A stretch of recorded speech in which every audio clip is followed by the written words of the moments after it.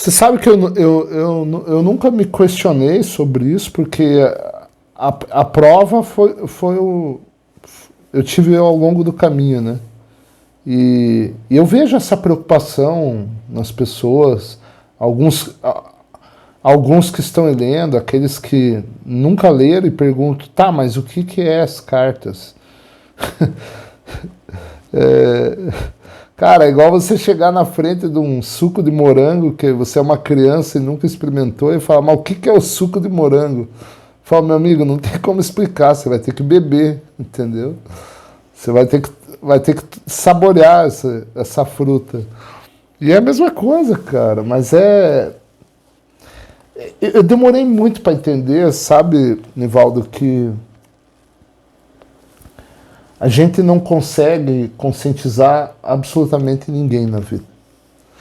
Porque a conscientização, ela é interna, né? É igual um ovo com um pintinho e você querer quebrar o ovo antes do pintinho estar pronto. Você mata a vida, né? Esse pintinho ele tem que ir bicando, né? O ovo de dentro para fora na velocidade dele, né? E quando ele estiver pronto para nascer, ele vai renascer, né? E isso eu demorei muito para entender, que a consciência ela é interna, cara, não tem o que fazer. E a pessoa, o ego dela vai estar pronto para defender as verdades dela, né? A qualquer custo, seja descartando aquilo que você está falando, seja reagindo, seja ignorando, seja agindo de sarcasmo, né?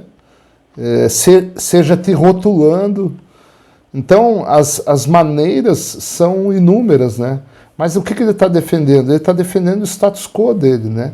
Ele está defendendo aquele conforto psicológico que a mente dele criou. E essa é a verdade. Realmente, a verdade, quando se fala da consciência humana, a verdade é relativa.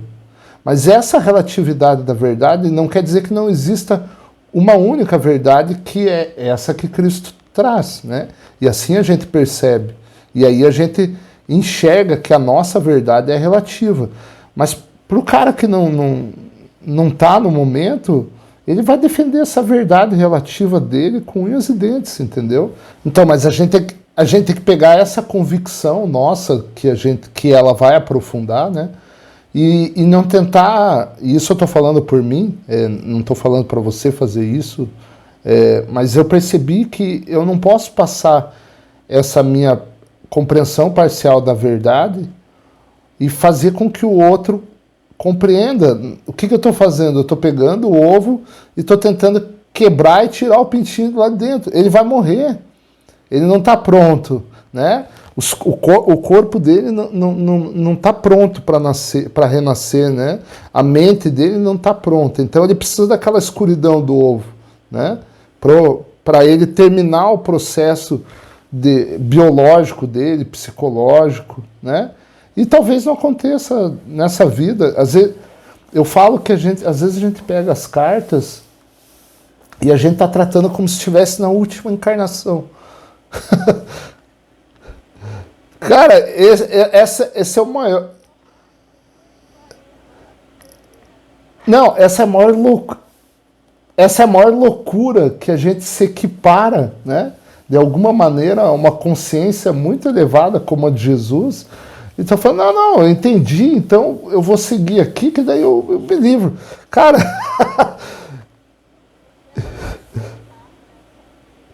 Isso... Embora você perceba que esse mundo é superficial e é tudo que ele coloca aqui, não quer dizer que você esteja pronto, né? Então, às vezes a gente acelera o processo por uma questão de ego também, entende? Então, e aí aonde que vai acontecer? Vai acontecer que a nossa vida ela fica igual uma peneira, né? Parece que ela falta aspectos. Você está equilibrado internamente, mas esse sucesso externo não acontece. Eu falo, pô, mas eu tô bem internamente, por que eu tô me fudendo na vida externa? Sim. O que eu tô tentando dizer é que, no meu caso, agora eu tô falando um pouco do meu aspecto, não sei se ele cabe para vocês, é que eu vivi mais de uma década numa introspecção num nível assustador, sabe? E o que a vida, de alguma maneira, ela está mostrando? Ela falou, Paulo, beleza, você se conheceu, você viu que você não era aquele cara, aquela máscara, algumas máscaras caíram ao longo do caminho, mas você vai ter que continuar atuando de alguma maneira nesse mundo, né? Nessa experiência humana. E isso não vai mudar a descoberta tua, né? Mas você vai tentar se equilibrar. E o que eu enxerguei? Eu enxerguei que as pessoas não reconhecem você, e aqui eu não estou buscando reconhecimento, mas as pessoas elas não interagem com quem você é, mas com aquilo que elas projetam que você é. Eu coloquei uma analogia essa semana pro Rafa e falei, cara, o Superman, ele não precisa da capa para voar, mas ele usa a capa para você entender que ele voa. Então, a gente não está se relacionando com as pessoas, nós estamos nos relacionando com a projeção de cada um nas pessoas e o nosso filtro ali, né? Descartando e acrescentando aquilo que é e aquilo que não é, enaltecendo a pessoa ou inferiorizando-a, entende? Então o que acontece? Você e aí eu vou pegar uma parte que Jesus fala que ele já estava purificado, já estava controlando os impulsos dele e estava saindo para uma jornada como mestre curador. Ele botou a capa do Superman. O que ele falou? Eu preciso me vestir adequadamente para transitar entre ricos e pobres. Ele não estava descartando a vida mundana dele. Ele sabia que ele ia precisar se portar de determinada maneira para ouvirem ele. Pelo menos alguns, entende? Então a gente tem que se adequar.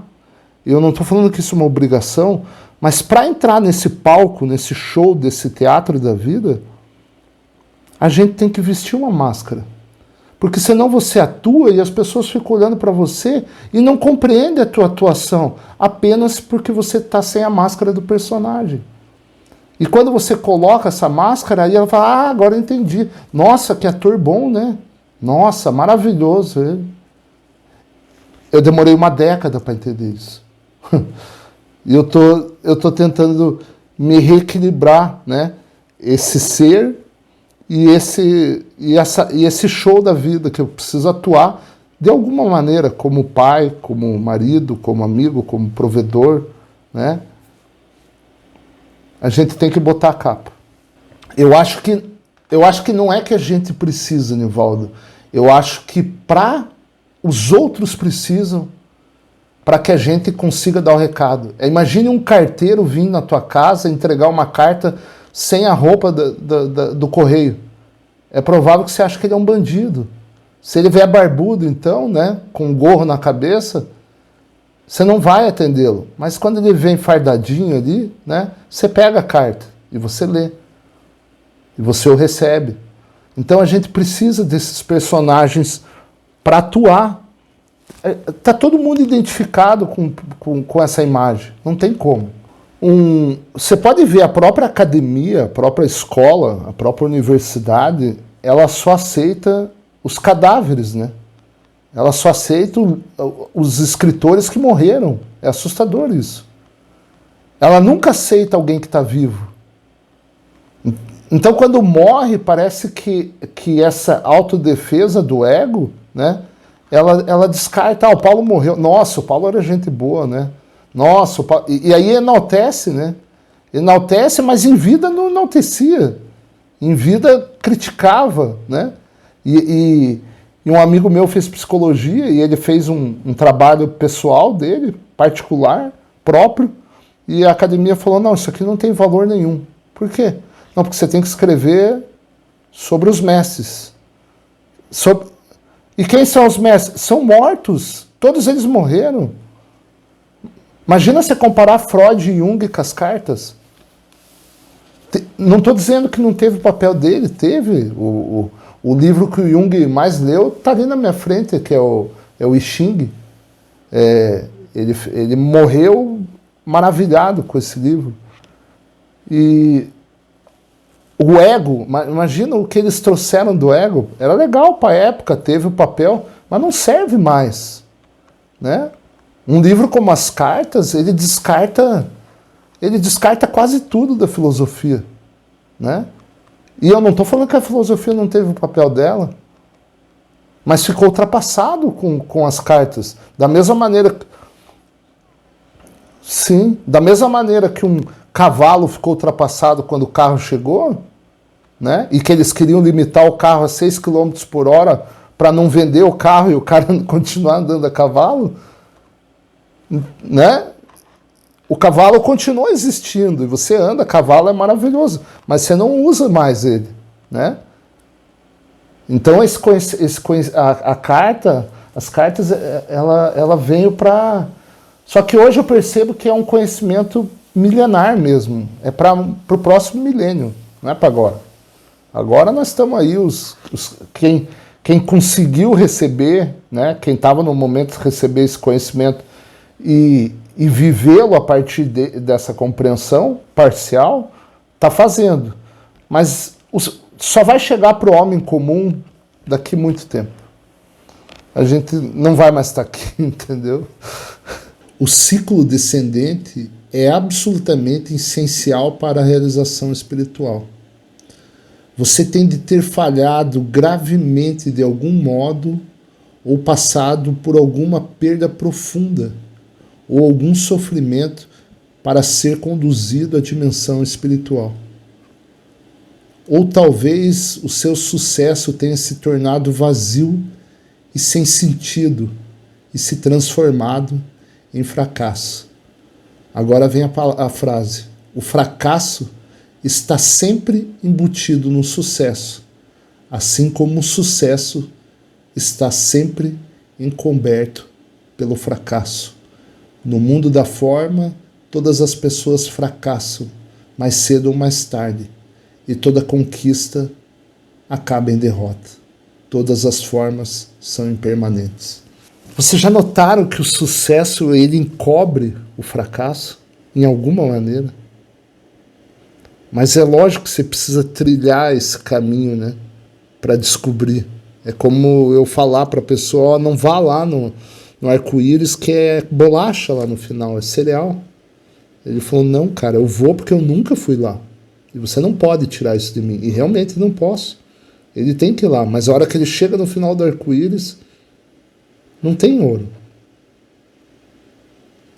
E essa descoberta que não tem ouro lá, torna ele uma pessoa de sucesso, mas não porque ele alcançou, mas agora ele sabe que lá não tem nada. E agora ele está livre.